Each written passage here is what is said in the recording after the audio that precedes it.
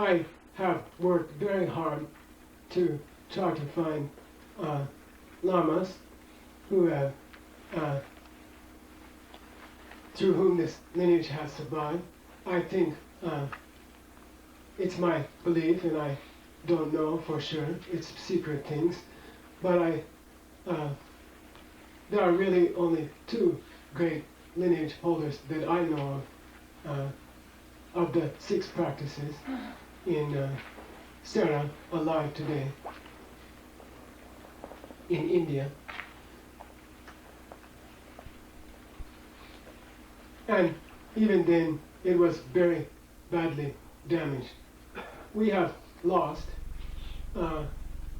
in our lineage, frankly, much of the knowledge of the physical practices and breathing practices of Naropa, without which, according to everyone, you can't quickly reach enlightenment. If you are granted both of these lineages and work hard, you can, in this lifetime, reach enlightenment.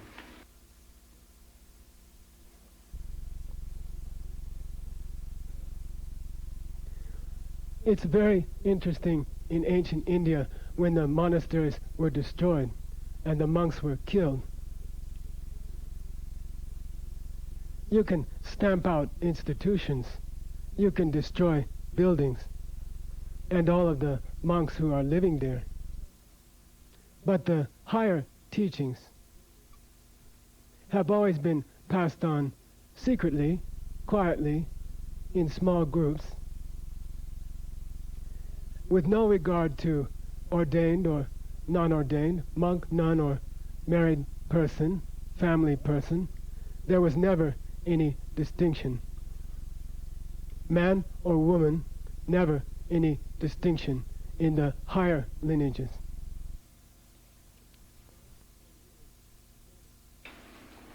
So they were not stamped out when the monastic lineages were stamped out in India. They continued quietly. Many of the great lineage holders of the higher teachings, both lineages of Naropa, have been normal family people, so-called normal. They have been people working at regular jobs. Nowadays they would look like plain old office workers somewhere, teachers in a school, or they might look like a housewife, or they might look like someone's grandfather, or these lineages couldn't be stamped out. There was no building where they were taught. There was no uniform that the people who held those lineages wore.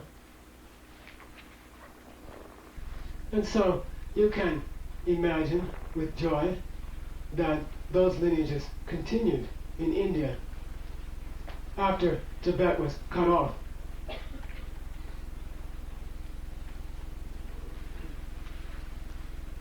And there were occasional Tibetans who traveled to India and reconnected with those lineages. But it was difficult to travel.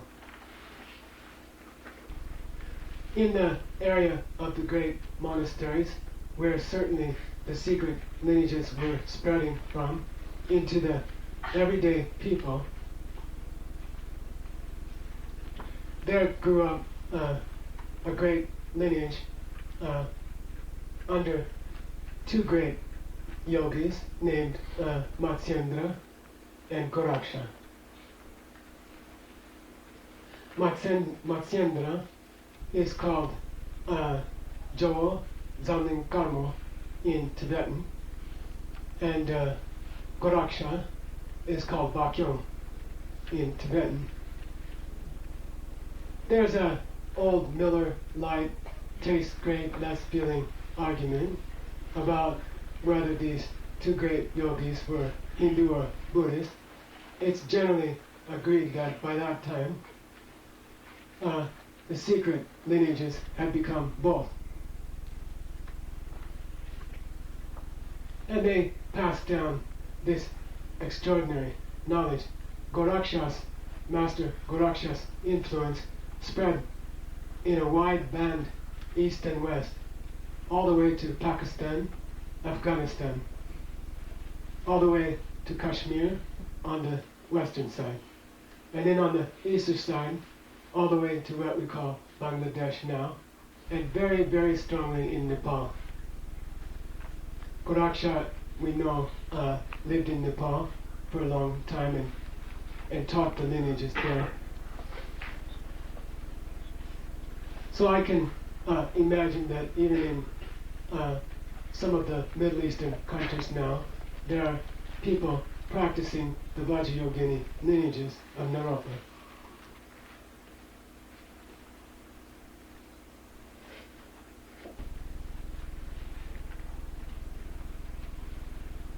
In the early part of the 19th century, there was a yogi, a great teacher named Krishnamacharya, who went to Nepal to learn the ancient lineages, which are the two lineages of Naropa. He met a great teacher there. His name is Sri Rama Mohana Brahmacharya, and he was granted these yoga lineages. He couldn't find anyone in India who was very interested about them. There had been a poisoning of India by the invasions. People's minds had been turned to material things, houses, cars, railroads, money. Finally, the king of Mysore, the Maharaja at that time, Wodyur, invited Krishnamacharya to begin a yoga shala school in Mysore. I'm sure it's only a coincidence that Sera is an hour from Mysore. And Krishnamacharya taught thousands of people, mainly the royal family, but other people were allowed to come to the classes if they were very devoted. His young brother-in-law, who was I think 30 or 40 years younger, was named Iyengar. And so he transmitted these yoga lineages to Master BKS Iyengar. He had another extraordinary student named Sri K. Patabi Joyce. And thus the lineages, two of the great lineages of modern yoga in America, descend from the great Nepalese lineages of Naropa.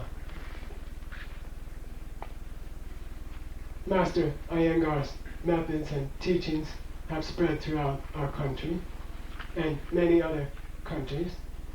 The Ashtanga yoga tradition of Master Sri Patabi Joyce has spread even to beautiful holy teachers who might be sitting next to you. And so we are cousins. These lineages have descended from the same holy sources. There's another great yoga lineage, Shivananda lineage.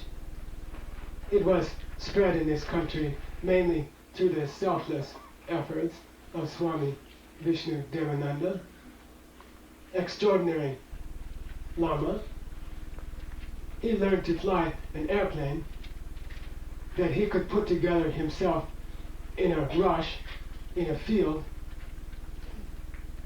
And when war broke out between Israel and Egypt, he flew his airplane between the fighters as a protest to the violence.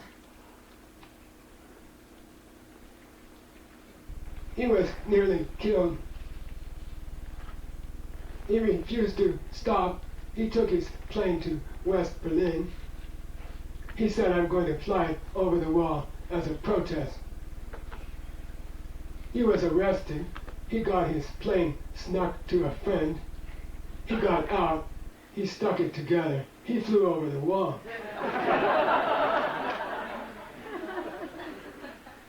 He landed in East Berlin. People were, if you remember, very quickly shot during those times for doing this kind of thing. He was led into a subway tunnel. He went to the toilet. He got lost. He ended up in West Berlin. It's true.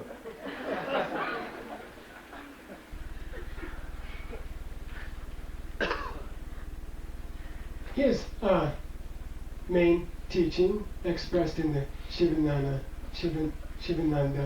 Companion to Yoga, descends from the Hatha Yoga Pradipika. There's a parambara in the opening verses. It lists Matsyendra, Goraksha, and a lama named Mina, who is thought to be Luipa. Luipa and Gantapada, two great yogis, taught the Chakrasambhara lineage. The Vajra Yogini lineage, which we practice, comes from the 51st chapter of their teachings. So we are also cousins with that holy lineage.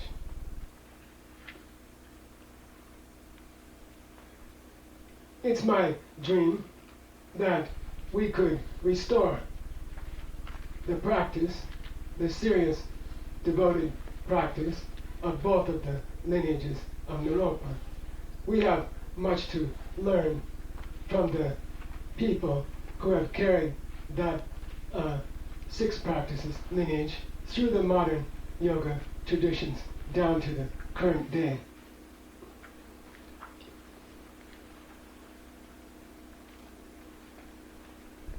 I will tell you honestly, I sat with the abbot of Jume Temple College. He is a close heart lama of mine for 15, 20 years now. 20 years this year. He told me we have lost it has been damaged, the lineage of the yoga asanas, the exercises, and the breathing techniques. He transmitted the complete teachings of the six practices to myself and other precious disciples freely, and each word of the commentary by Jetsun Kappa. But I think now you get some sense of the task before us. We have to work hard to restore the lineages which were damaged. Sometimes I think of Diamond Mountain as the reincarnation of Ngapa Datsam of Serra, the missing college. If you are sitting here today and you hear an American speak about a missing college which most Tibetans don't even remember, I don't think it's impossible that you might have been one of the monks of Ngapa Datsam who was killed.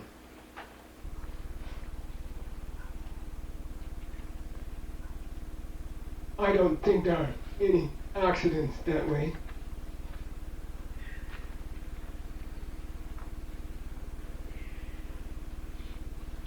I think we have a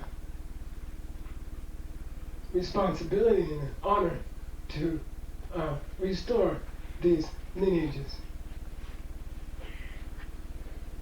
We're not fooling around with yoga exercises lightly. This is a serious attempt to restore the whole lineage of the Dalai Lamas for the practices which will make us all angels who can serve every being in the universe.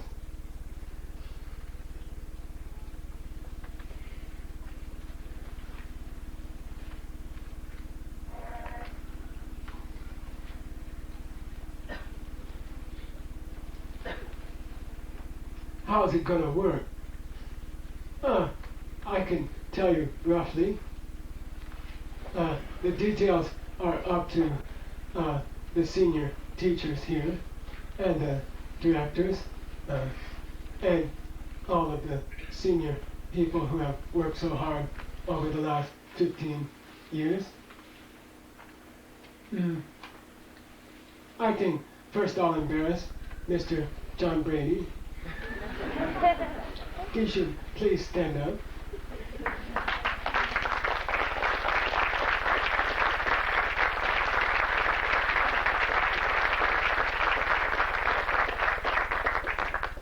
Mr. Brady, Holy Lama, is going to find all of the ancient books.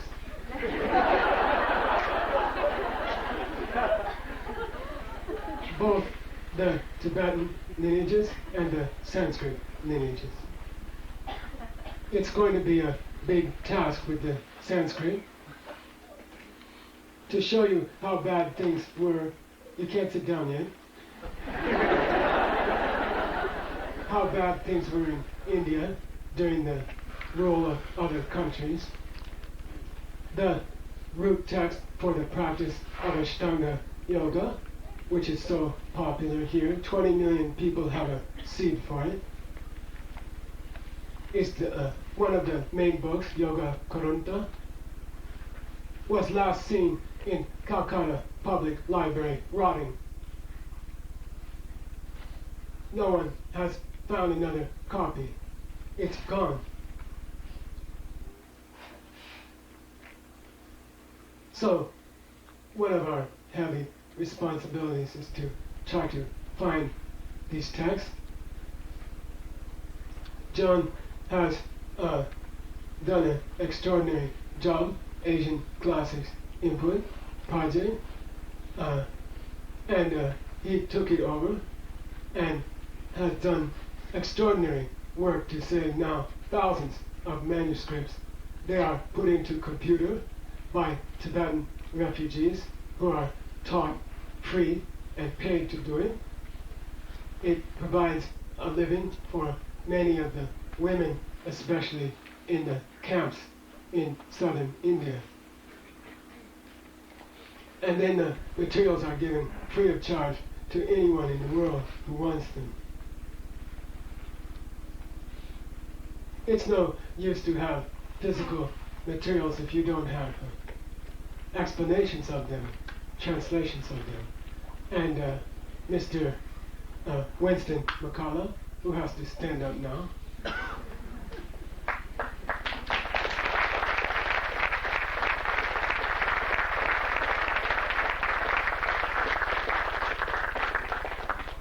And the other 50%, Andrea McCullough, who must stand up.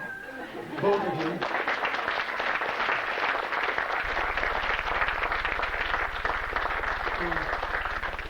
These two people together, through their combined efforts,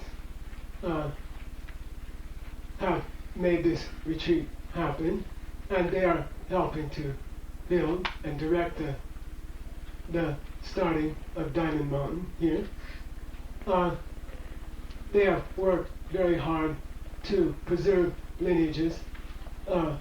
Winston and Andrea finished the entire transcripts and teachings of Geshe, Holy Lama Geshe Tupten Rinchen that we learned in Sarah, and they have ably passed them on to many other people. Their duty now will be to make Diamond Mountain happen, and we need to bring qualified lamas, teachers. We need to bring people who can help us restore those lineages, who can teach us the details of those lineages. I think I see great teachers of Ayurvedic medicine, especially the Tibetan tradition, but also the Indian tradition. There are several great physicians of His Holiness who could come and teach the inner workings of the body, which are so important for these lineages. I hope that Holy Lama Geshe Tutin Rinchen could come. You might be able to guess who is one of the two holders of Naropa's 6 practices in Sarah, who has taken the trouble and the pain to master them. And there are other great lamas who we could bring here. So we have to prepare a place to have those teachings. And I believe here will be the deep training, the heavy-duty training for people who wish to learn those lineages. There will be a remote area which is conducive to heavy practice. I think it would be also good to have some kind of city center in Tucson for some of the related classes and instructions. You have to stay standing. I'm sorry. It's no good to have all this knowledge if there's no one practicing it. It's no good to have books and teachers and a retreat place and maybe a city center for these teachings. If there's nobody in deep retreat, if there's no one actually sitting in a yurt trying to get their wings up some channel when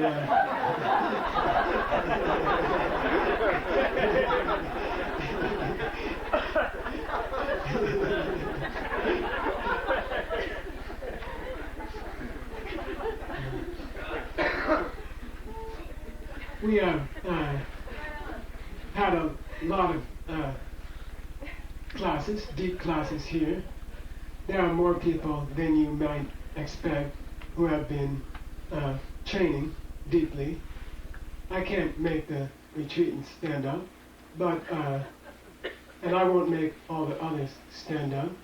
But I think just to represent everyone, those who must pass on the actual practice, the actual sitting in the yurt, are the retreatants. And I think the Diamond Mountain staff who have worked so hard, also in deep retreat, and also they are working extremely hard to translate and carry on the ancient books of Naropa in our lineage. So I would like to ask Venerable Jigme Elmo, Venerable Ellie,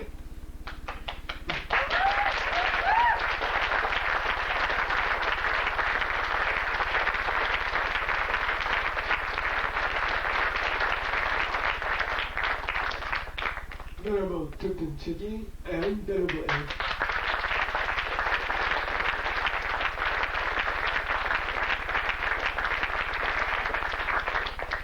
And Secret Yogini Amberla.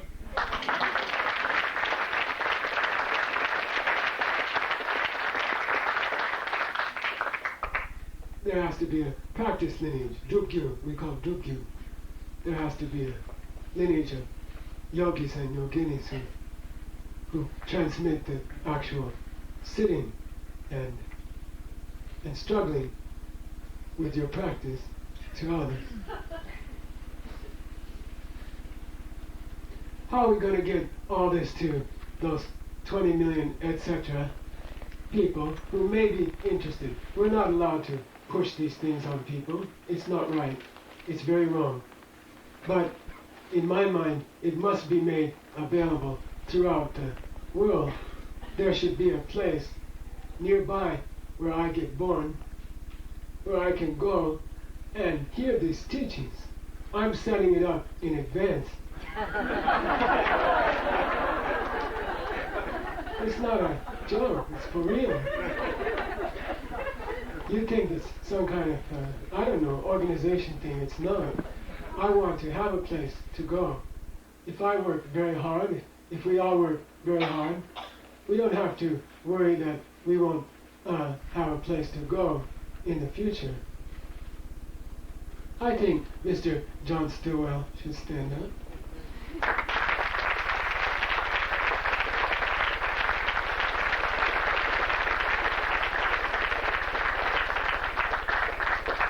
Holy Lama John Stillwell, I mentioned before, is single-handedly responsible for all the ACI courses.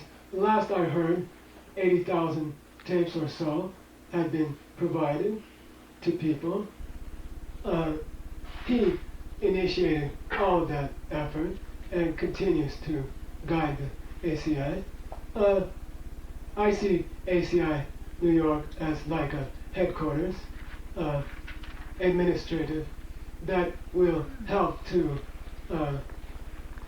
build, and I don't mean buildings, I mean people, groups of people in many different cities of this country and other countries, even if it's only 2 or 3 friends in a small town, out in the middle of nowhere.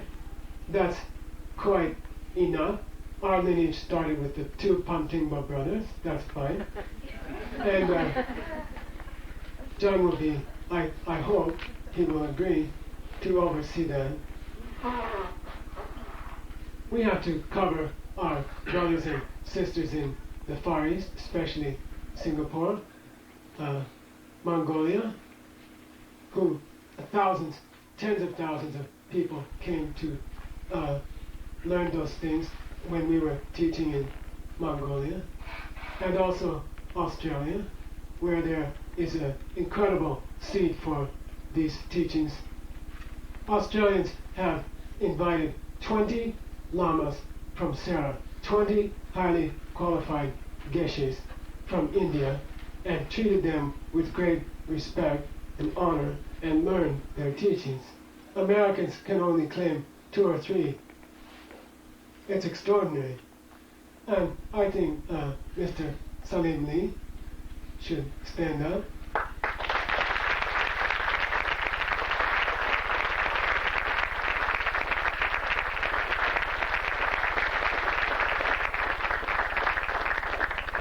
I have no idea whether he wishes to undertake this job, but I pray and hope in my own heart that he will be willing to help spread these teachings in those countries of the Asia and Australia, and help organize the teachings there. It's not enough to have small groups of people out in the Arizona desert holding this knowledge. It will be lost. We need to have it in many places. If I'm born in Singapore or Sydney, I want to be able to go to Holy Lama Salim Lee's classes.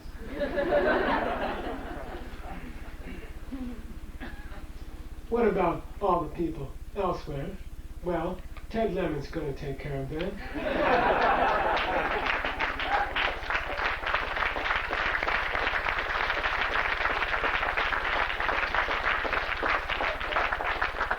He didn't even get it. My dream, Ted has been working with a group of people to take all of the translations, thousands of pages of English translations, and connect them to the Tibetan original texts so that anyone around the world could have immediate access to any teaching they wish. They have worked for years now. I have seen the latest copy of their printout of their work. It's extraordinary. And my dream is that the classes at Diamond Mountain, for example, a translation class in Tibetan or Sanskrit could be carried throughout the web live. Sound, at least, definitely type, and maybe video. But my dream is that Ted and his other colleagues could develop means by which, if a very qualified Lama taught at Diamond Mountain or in New York City, that this could be transmitted on the web live. Even it's my dream that we have classes live in translation, where a teacher could actually be translating, typing the translation live, and then people around the world could be students and could discuss issues with the teachers about the translation. I would like to see translations done of the major texts of our lineage in this way, live to the whole world. They could tune in anytime and watch. Maybe for time delay 10 for Australia, Singapore.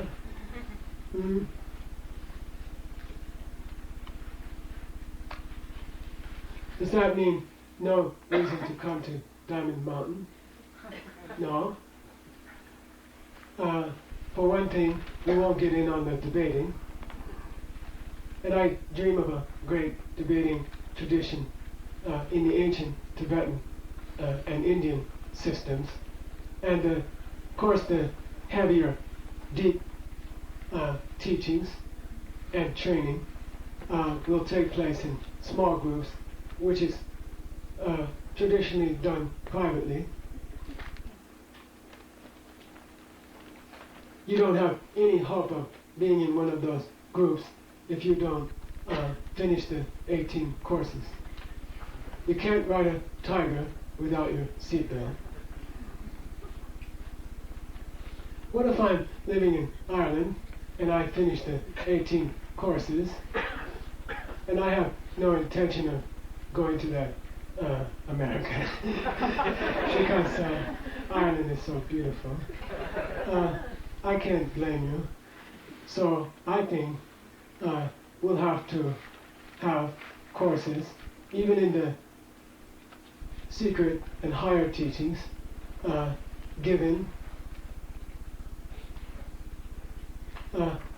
I would like to perhaps teach some of them in New York, for example, maybe summaries or shorter versions of the long courses given in Diamond Mountain. And then I believe strongly that those of senior teachers here, such as Winston McCullough, John Brady Pa, Venerable Jigme Palmo, who have already been granted a great amount of these teachings. It is my dear hope that they will be willing to transmit these teachings to, for example, our friends in Ireland. I think Winston, and then other teachers. So my dream is to see the teaching lineage continue. I'd like to say something very strongly now. Our lineage cannot continue in a healthy way if it centers around a single individual.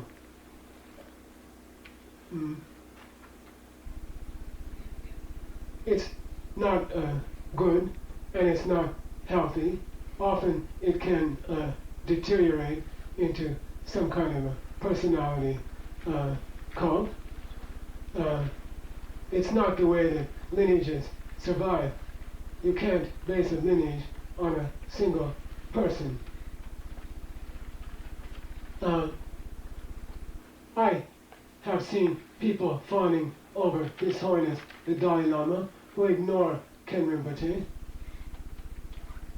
I have seen people fall at the knees of Indian yoga gurus and then speak badly about their American disciples who have spent 20 or 30 years, more effort than I'm aware of any Indian spending to learn those lineages and practice them hard. I've had people come up to me, Geshe Michael, fall at my feet. I've had one person wash my feet. I've watched them go away and break the lineage. They didn't respect the other teachers here. They didn't respect their fellow students. They don't respect the real teachings. The teachings don't belong to a single person. A single person is not the teachings. It's not the clothing that they wear, or how they look, or if they're man or woman, or if they're Indian or Tibetan or American or Australian or Irish. It's what they have learned. It's what they hold inside of them.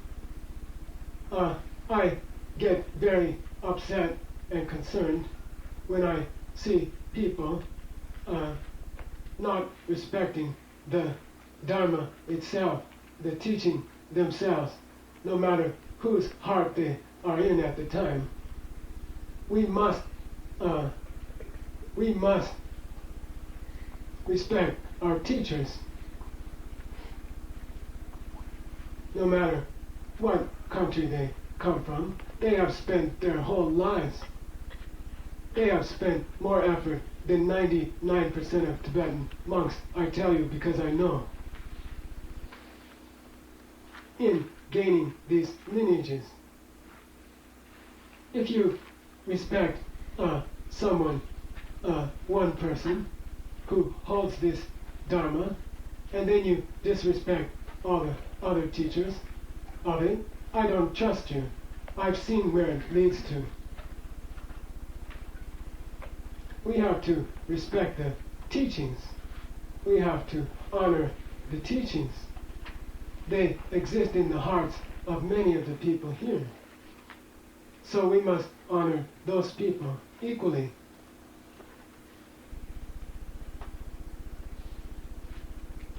And they will be coming to teach the holy secret lineages that come through the efforts of the people standing here.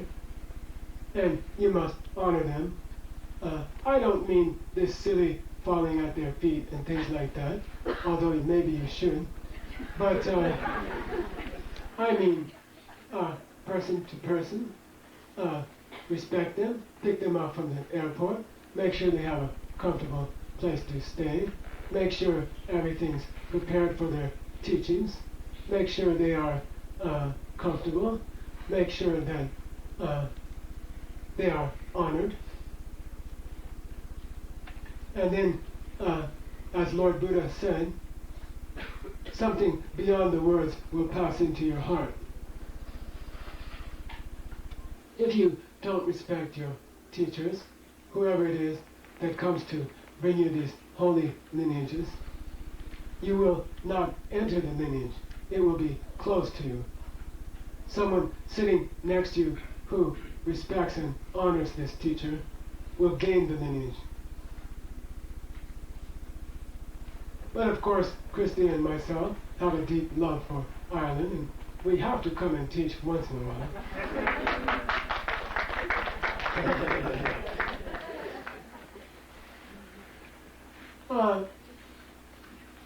There are several other people in this chain. I believe that Mr. Ernie Spears is still in charge of the Enlightened Business Institute. It's an idea to bring these holy teachings into American business community. I recently heard that the book about this has now reached 20,000 people, and we need people to work on this aspect of bringing secret holy teachings into the business community. It can make you a successful businessman. Our company went from $50,000 to $125 million per year. And slowly, these same beings, holy people, can be,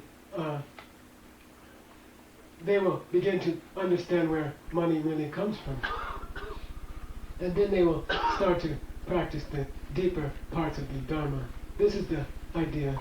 I'm not sure if Ernie is here, and I don't know who's helping him, except for maybe one person that I, how should we say, unofficially I heard that he might be helping. And so if Ramon Alani is here, I'd like him to stand up. He'll be embarrassed.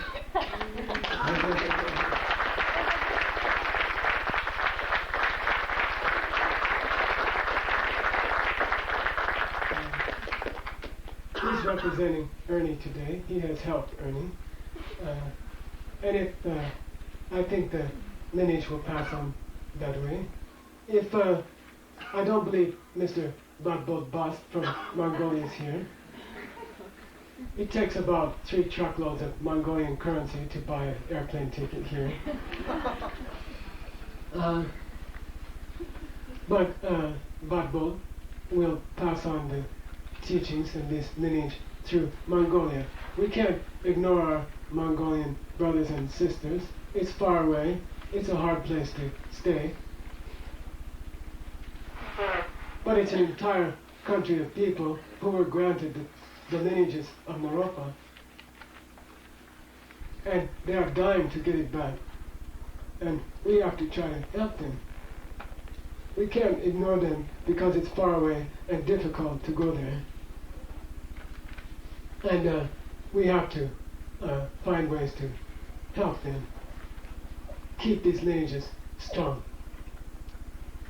Some of the great books on these lineages were written in Mongolian that Holy Lama Khenpo Rinpoche taught us. Even parts of the tantric vows, the great 8 vows, are found nowhere else except in a special commentary from Mongolia. So it's appropriate that we should help bring it back. I've asked these people to stand because the rest of us here, we should get excited about lineage restoration work. It's exciting to think that after 1,000 years, 2 great lineages could be brought back together to help people. I think if you're sitting here and you heard of one of the ideas here, oh, I forgot 2 people, too embarrassed. There's 2 people here who worked very hard to send out courses, ACI courses, throughout the world, often at their own expense, thousands and thousands of courses. And I'd like to ask them to stand, and that's Bonnie and Michael Moore.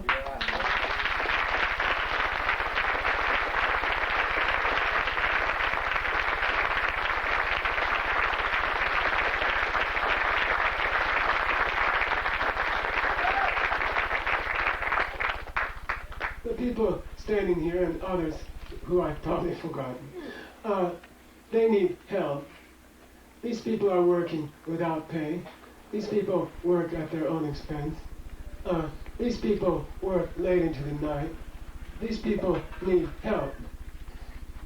I think it's crazy to sit in this tent and take these holy teachings and not get your finger into the karmic pie. So if you're in any of the cities where these people live, they're from Denver, for example, or Australia, wherever, you hook up during the break with one of these holy beings. You say, I'll help you with any dirty job you have.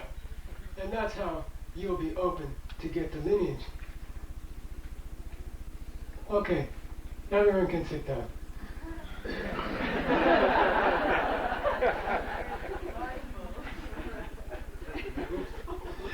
We gotta get moving here.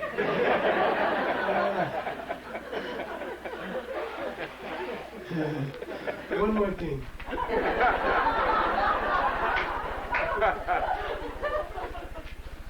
Mr. John Brady has to stand up again, but in his box. He's got a box. This is like a TV quiz show. He doesn't know what's in the box.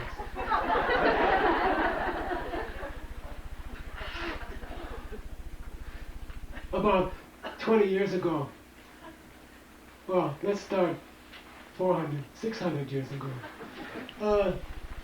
I asked you to look at one of the paintings here, the 15 paintings of Jetsun Kappa, which are being worked on under the directorship of Margie Weinrich, who has finished about half of it. It'll be published, the entire life story of Jetsun Kappa. And Thomas Olson is going to help her, that he doesn't know it yet. But we will finish that after retreat. But I asked you to look at one scene down in the lower right of one of the tankas, and there's a little box, much like the one John has in his hands, being paraded by a holy, a long line of lamas are carrying this box of this precious thing into Jetsun Kappa's room. You can see the picture there. It happened 600 years ago. The first great book ever written by Tibetans of our lineage was called the Tenrin Chemo. It means the great book on the steps of the teaching.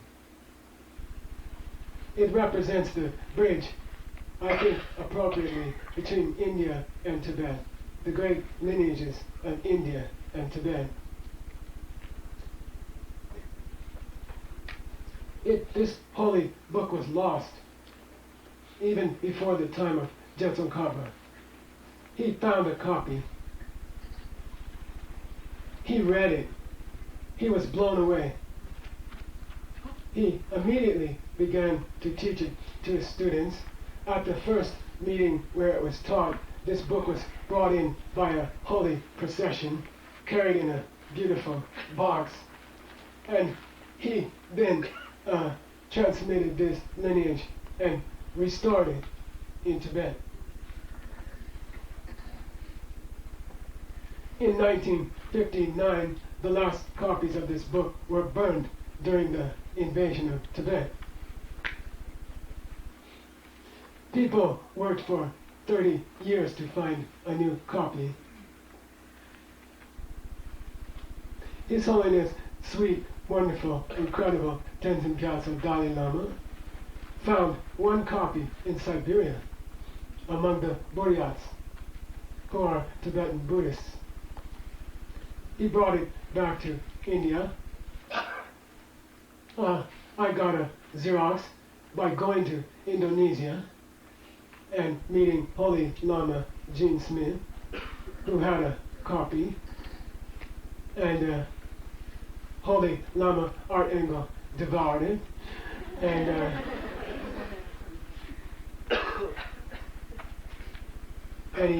he has this copy, but it was not clear. We went to Russia hoping to find a copy in the library of St. Petersburg, where many books were kept from the Soviet Union, Tibetan Buddhists. We found half a copy. We found half a copy. Half the pages missing. One day, Holy Lama Ken Rinpoche and I visited the home of Chichar Rinpoche in Ganden Monastery. This is the teacher of the present Dalai Lama and the teacher of Holy Lama Ken Rinpoche. It's our grandfather. We asked permission to go through Chichar Rinpoche's books. He was a great book collector. We found a Tenrin Chimo.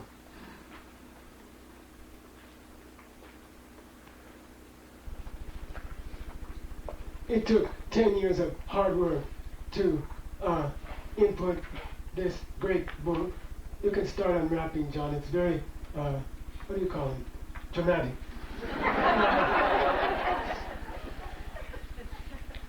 Then I went into retreat. I couldn't finish it. People have donated the funds. If you remember teaching at Vajrapani Institute, we handed out meditation posters. People donated funds for the printing. It was our hope to print the book and give hundreds of copies to Chijam Rinpoche Jr., his new incarnation, who is a fine young monk of about 20 now. Because many of the older monks of the old teacher of the Dalai Lama had been getting sick and old and had nothing to eat. But Chijam Rinpoche knew the young one was taking care of them. So, due to the efforts of John and two holy being quiet Roberts who worked for him, and also one of the retreatants who laid out the entire book before she began retreat, this book has been saved. Now this book can be given to people around the world. I think it's good if you just touch it. It's like finding the Dead Sea Scrolls and making them available for everyone in the world. And I would like to salute John and his staff and the other people who helped for recovering this book.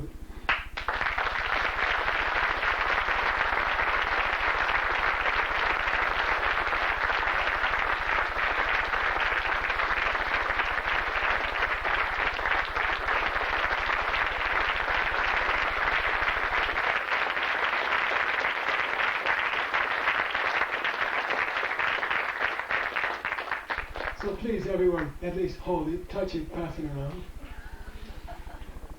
We have to translate this book.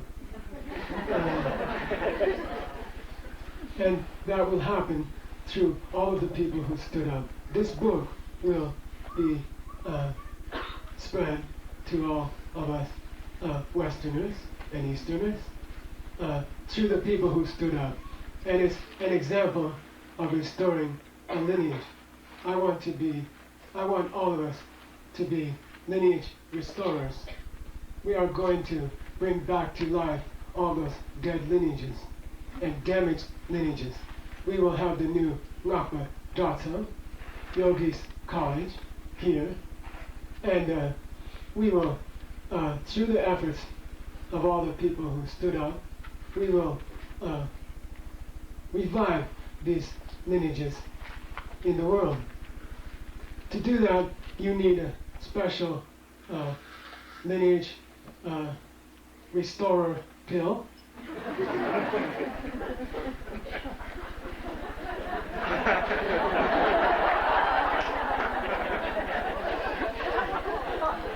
It looks a lot like regular jelly bean. But every person here should take a lineage restorer pill. If you hope to help out, think about it when you have your jelly bean. Think about what you're going to do to help. How can you help one of the people who stood up? And then during the break now, go to one of them and say, I want to help out. The part that you're doing sounds interesting to me. And hopefully the little pill will give us strength to do that. We'll take a break now, and then we'll finish two important parts of the Yoga Sutra.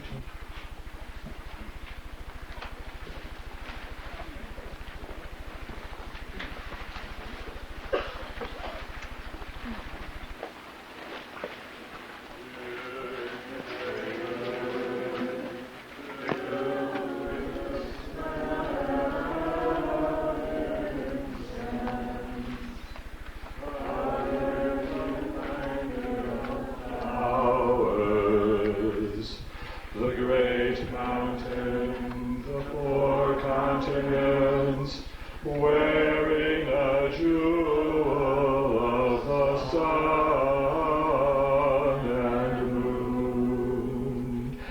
In my mind I make them the paradise of a Buddha,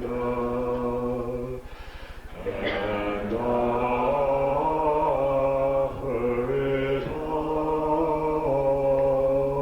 to you.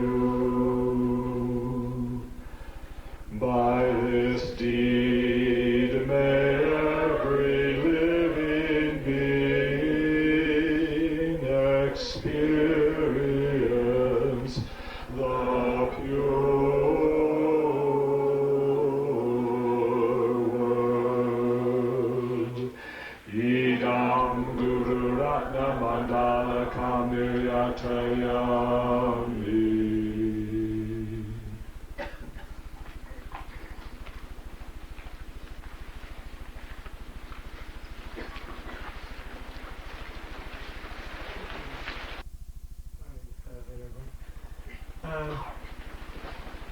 I'd like to propose a change of course. If you don't mind, I'm very sorry to interrupt. I thought we could do the Yoga Sutra first, and then up to the time I promised. And then if people need to catch a plane, they could run out. And then after that, we would do our prayers for our lamas, if that's okay. I'm sorry to interrupt you. We have to do what they call horse race in Tibetan. So let's horse race. First line, please, for today's teaching. Sukha, Anushahi Raga, Dukkha, Anushahi Zvaksha. Assailed by what feels good, we begin to like things. Assailed by what feels bad, we begin to dislike things.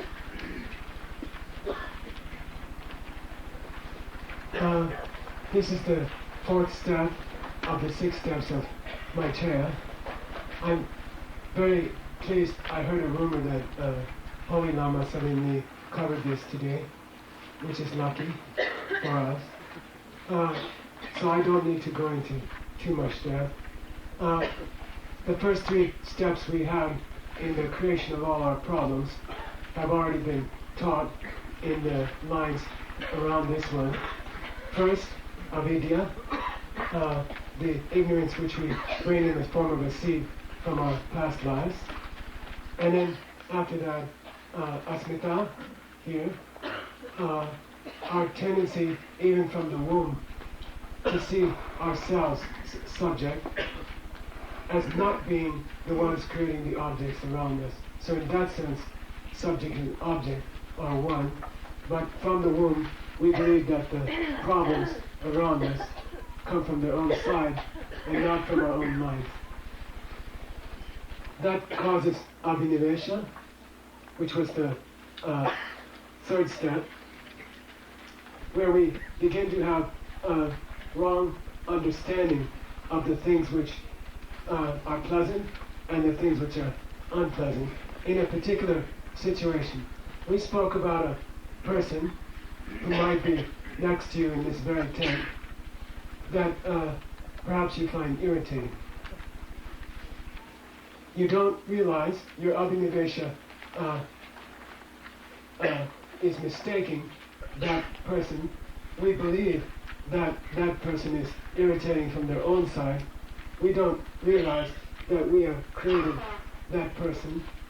And the various sounds and shapes and things that the person might be saying or doing are being projected out from the karmic seeds in our own minds. So this is ignorance active in a particular situation. This leads to feelings of hatred and dislike of a person, for example. You can't have hatred, dvesha, or dislike for a person if you realize you've created them. So in this way, if we can break ignorance in our own minds, if we can try to understand that the things around us, the problems we've created ourselves, that the very perception of them is being projected forth from our own karmic seeds, then we wouldn't ever dislike or hate anyone. It's not to say that there aren't difficult things in the world. There are. It's also not to say that you shouldn't like anything in the world. You should like things. Birthday cake tastes good. Friends are warm. Sunsets are beautiful. To hear a child playing outside is something we miss very much. These are beautiful things. So what's the difference between liking them in a good way and liking them in the wrong way? If you realize that your own karmic seeds are ripening to make you hear this beautiful child's voice, you would never do anything negative to, say, for example, try to get something nice from another person. It's your own good deeds which are creating the child's voice outside. So to do anything harmful, even for the child's sake, for example, to harm another person for your own child's sake, would simply cause you not to hear a child in the future. So wisdom likes things, but in a very wise way. If there was a person here that was bothering you, irritating you, and if you felt anger for them, then you would create new seeds to be irritated more in the future. No thing in this world which causes another thing is really the cause of it. We are all wrong all the time. The goal of our practice is to stop making this mistake. Yoga's-chitti-vritti-nirodha. The goal of yoga is to stop the mind from making this constant mistake. The bad things in our lives, even the aging of our own bodies, it comes from negative seeds we have planted ourselves in our own minds. We can't hurt other people. Next verse.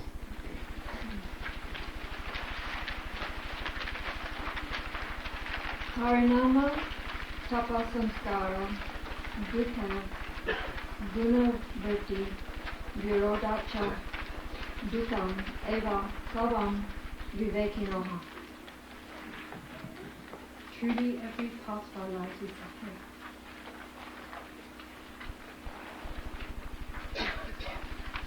It means if we don't realize where things really come from, if we continue to have avidya, misunderstanding, we'll just get deeper and deeper and deeper into trouble. I'm going to throw in a verse here, and you can write it down. The first word is klesha, K-L-E-S-H-A. Mula, M-U-L-A-H. Karma, K-A-R-M-A. Ashayo, A-S-H-A-Y-O.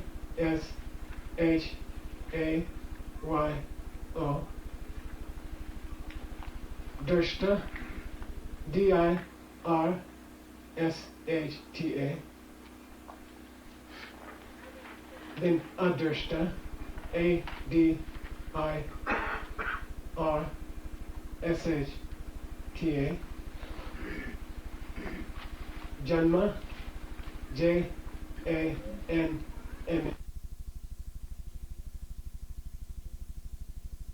Negative emotions. The English cognates are calumny, C-A-L-U-M-N-Y, and the word holly. H-O-L comes from K-A-L, meaning something which is prickly and hurts your fingers. Something unpleasant. Mula means the whole root. Karma Shayo means why we collect karma. We want things, we don't realize that we could get them if we gave them away. We dislike irritating people, and we don't realize that by being irritated at them, we create more of them.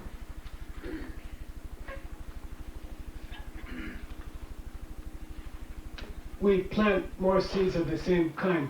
It's a self-perpetuating, constant circle of pain. Well, when does this pain come back to us? Drishta janma vedaniya. This is a very important principle of karma from the Abhidharma Kosha. Drishta means, sometimes you will see it ripen in the same lifetime. Adrishta means sometimes it will ripen in a later lifetime. Janma means lifetime. Vedaniya means you will experience the result. In Tibetan it's called Tonggyur Gile and Shenlan Yonggyur Gile.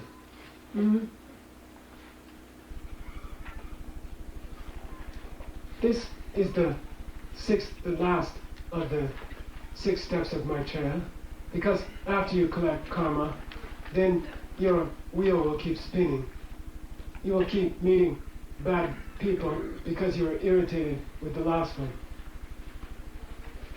And it spins deeper and deeper.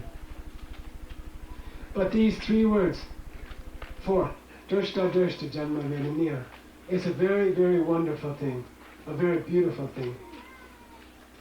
Drishta janma vedaniya means the whole principle of tantric practice, the whole principle of the yogic lineages, is that if we try very hard in this lifetime, it's called seitut. If in the early part of our lives we practice hard and sincerely to be good to others, even when they irritate us, then seme, in the latter part of our lives, we will be able to see them as tantric angels. So the same principle is very important for our yogic tantric practice. If our wisdom can overcome our natural reactions, if we try to be kind to the people who irritate us, then they will slowly go away, disappear, and become tantric angels. That makes our own body change, because the thoughts have changed, the inner winds have changed, and that changes the entire body. And then we're able to serve all living beings in a single moment.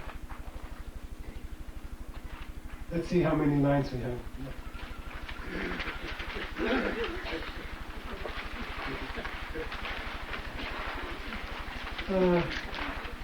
Is there a line? Could the line that starts out Desha Bandhas Chitta, sir?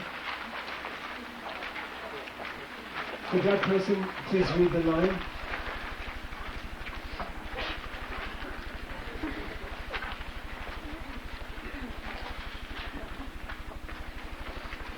Desha Bandhas Chittasya Dharana.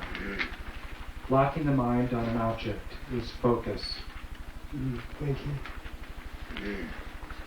I thought it would be important for you to hear the description by Master Patanjali of the last 3 of the 8 limbs of yoga, Ashtanga.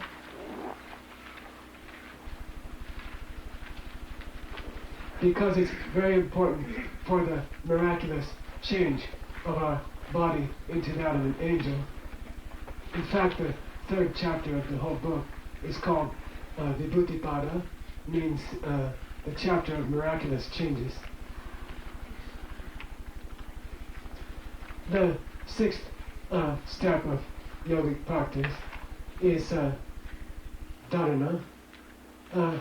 Dharana means the ability to focus on an object. The reason you're able to focus on an object is because you are able to eliminate other whoa, God bless.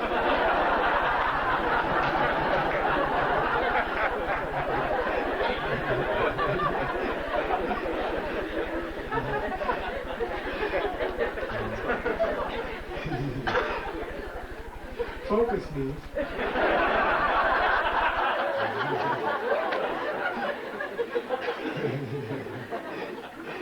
the ability to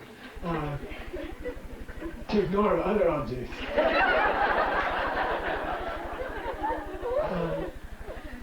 Most of the other objects which cause us problems are sense objects. For example, if you try to meditate in a room where French fries are sitting, especially if you haven't eaten a real McDonald's French fry for 3 years.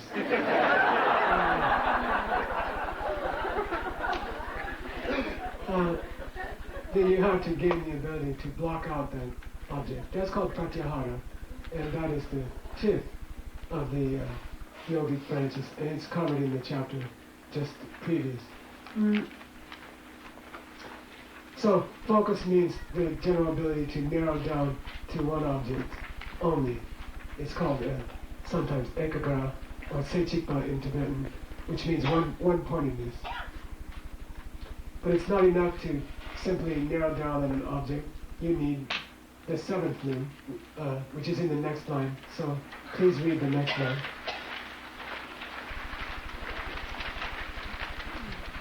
Tatra pratyaya katanata dhyana. And staying on that object over a stretch of time is fixation. Thank you. The next step is fixation, the seventh of the 8 limbs of yoga. And the important word here is tanata.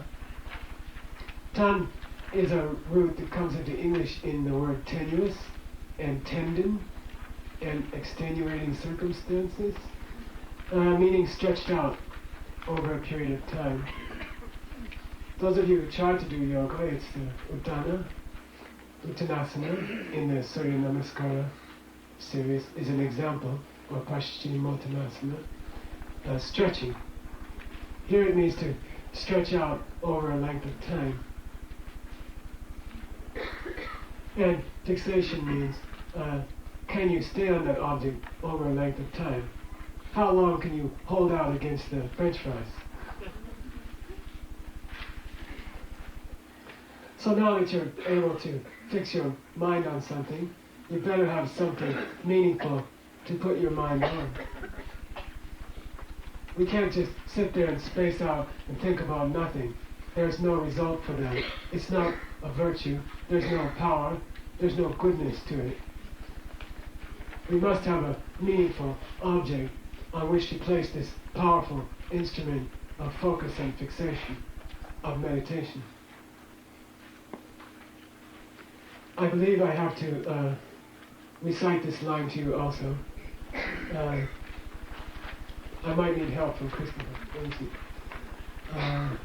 Tadeva Aita? Okay. T-A-D E-V-A A-R-T-H-A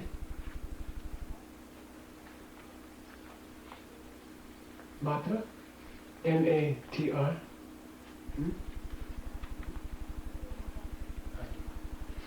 Nirbhasa N-I-R-B-H-A-S-A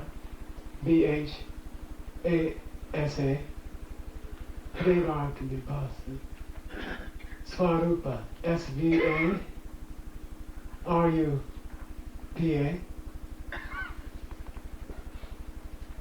Shunya Shunyam S-H-U-N-Y-A-M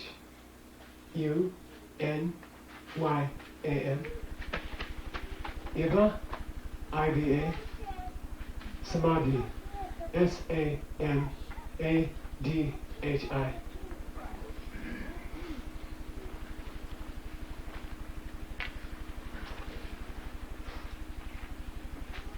Tadevarta means this very object, which could be, for example, the person who irritates you. Matra means that very object itself, meaning its true nature, which in Tibetan we call Usa, and you can translate it in Sanskrit as Nirpasa, the clear light.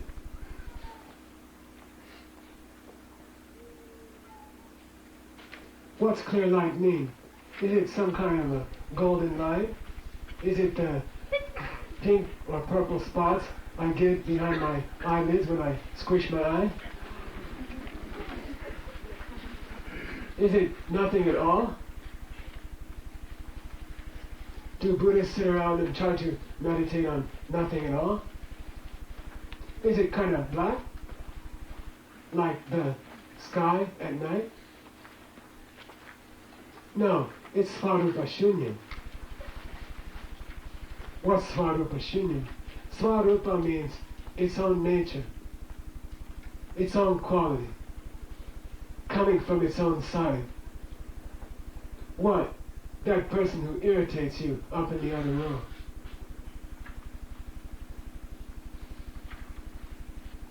Svarupa means an irritating person who comes from their own side.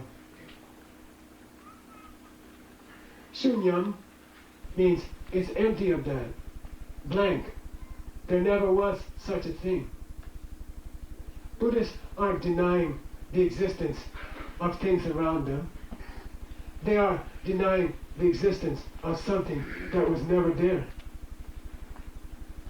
An irritating person at work, or at home, or at a Buddhist teaching, who comes from their side, is shunya. There's no such thing. There never was such a thing.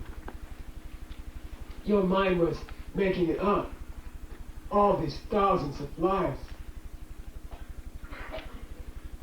Your mind was making up this irritating person who is not your own projection. Your mind was making up this irritating person who wasn't coming from your own karmic seeds in your own mind. There's no such thing. We have been laboring under a huge delusion for thousands and billions of lifetimes. Every single thing in our lives which we don't like is coming from us. If we get angry or upset at them, which I do constantly, big bunch, I know better, then we plant new seeds to see them again and again. And this is the problem. This is the source of all our suffering. But we can turn it around by using the same principle. We can eliminate the negative seeds in our minds. There are billions and billions. We can wipe them out. How's it go? Prasankyani Gyakusidash. Huh? You can get out of the debt altogether. It's in the 4th chapter. He says, you don't have to pay this debt back at all. We can cancel this debt. We can actually eliminate all the negative karmic seeds in our minds. The main method is simply regret and a determination not to repeat the mistake. This has an effect on the seeds in our minds, vasanas, sanskaras, that they will never ripen. Klesha karma nivritti. We can shut the whole show down. Then we collect new karmic seeds by doing holy practices like Tonglen, which you've all, I hope, will do, the breathing practice for compassion. What happens then? if we can prevent the negative seeds from ever growing, through our true wish not to repeat the old mistakes, and if we can plant beautiful new seeds which are aimed at helping every single living creature on every single planet in the universe, then if you do the yoga exercises and the breathing exercises and the meditations, if you have a true lineage for them, you will change. Your own body and mind will change. I think we'll read one last line. It's about the change. It's the very last line in your book. I apologize to the people who didn't get to read their line. I'm sorry.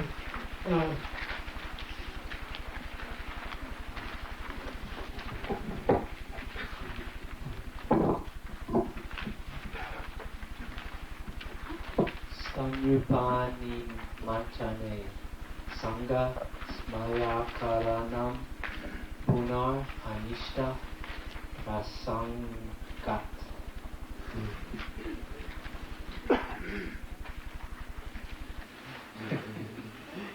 And there will come a time when they invite you to take your place with them.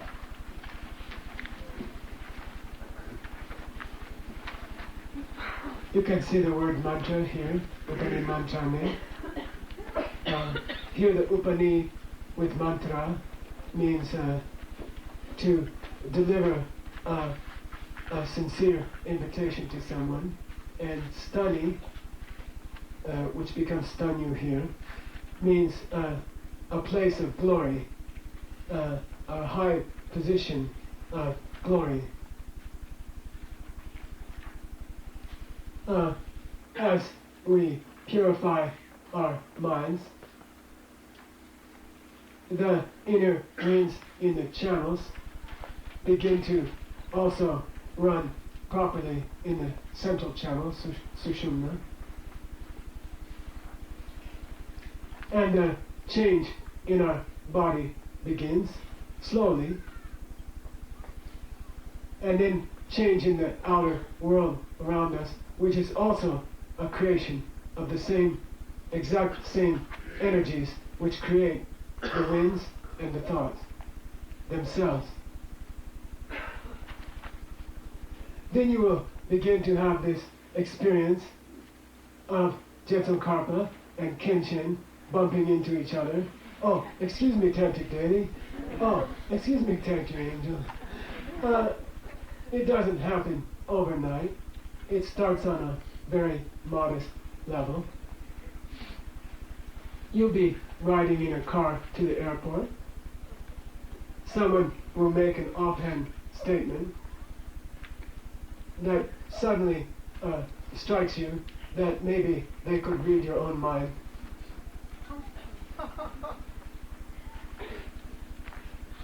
And they're trying to teach you something. This is your first contact with Tantric Angel. Very minor. It slips by. A minute later you're talking about something mundane. But that moment is the first moment that Lord Manjushri is piercing your heart with his sword. So we have to always be on the lookout for the beginning. We have to listen carefully for the invitation that will come from the high holy beings. It will sound at the first moment like a few normal words from the person next to us, maybe your husband or wife, maybe your children, maybe your friend. And that will be the first little crack opening into the realm of angels. So we have to listen always carefully.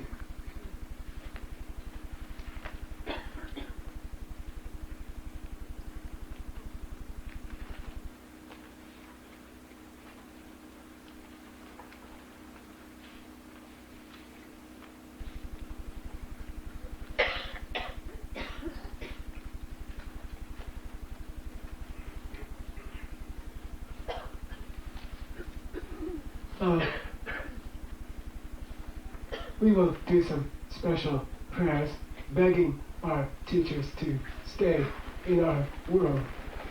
If you have a flight to catch, please feel very welcome to run, and we very much hope you will come at Easter time, and we'll finish the Yoga Sutra.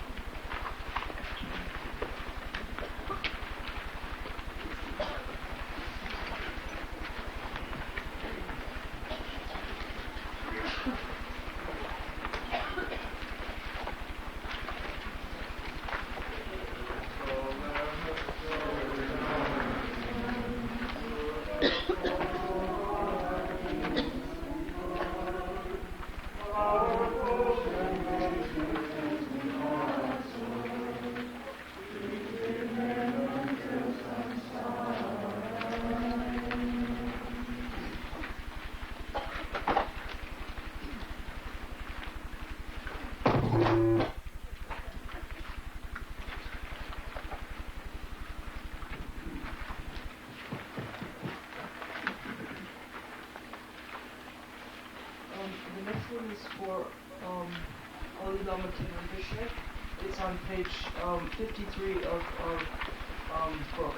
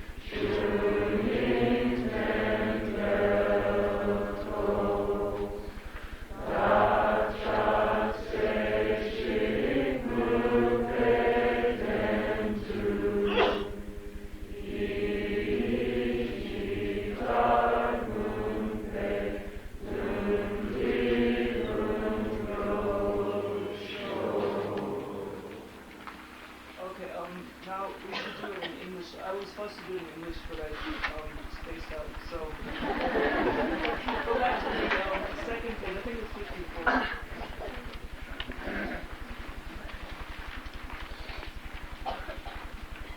Okay, so we'll start almost slightly. Even the sliver of light, reminding us of Jesus, the darkness of the shadow of death. Friend, Son, who holds his garden, a thousand bosoms radiant light. Lord of the heaven of happiness, we ask that you grant the great goodness. With his matchless mind and excellent way of looking deep, he has gone to the ends of the sea, the tradition of great books spoken in secret. I make the supplications of the Holy Lama, the Master Teacher, of the mild way, the perfection of wisdom, both the half and the fruit. You are the king which is trees, standing firm from good roots of the trainings of morality, leads of the really practice. Your limbs bend under the weight of the finest fruits grown from your study, thinking, and meditation. The leafy branches of mighty deeds you do for others now cover every direction. You have mastered yourself. You have peace. You have made peace. You are rich in the word. You are unsurpassed in guiding living beings on an excellent path to liberation. For you are driven by the power of your love and compassion, your patience and tireless work for them. May you live long for your spiritual guide, eyes away. And the all of the little eagles, for our clouds of your compassion play. And give us milk, a shower of excellent teaching, without a break and with no end. That brings the crops of goodness to your fortunate disciples, growing ever higher. May you live long upon kindness for a million years. And may I and others never forget the meaning of your excellent works. May we ever follow and keep them in the heart inside our hearts. And may our practice as we taught lead us to those finest fruits. May we become in the end the Lama Supreme for the leading of all the human arms. Bless us the victors and the sons, which may not ever fail, by the power of dependence with the spirit of reality, that appearances and emptiness cannot be incompatible, and by the light of truth, the single one wish that we all make. May what we pray for in these words come to pass. And then the third one we're going to do is in the supplement book on page 3. This is a special mandala offering of your own body, and you visualize your body as an offering. This is for Holy Lama Geshe Topen Rinchen, Holy Lama Sopa Rinpoche. This was requested by Geshe Michael as a sort of like a birthday present, and he said you can include him too if you like. Okay. I think I will.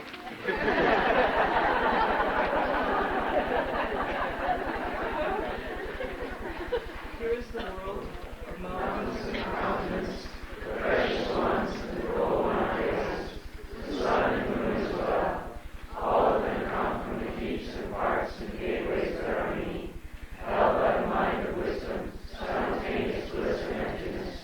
I offer this world to you, my Savior and Protector, treasure of compassion. I offer to you without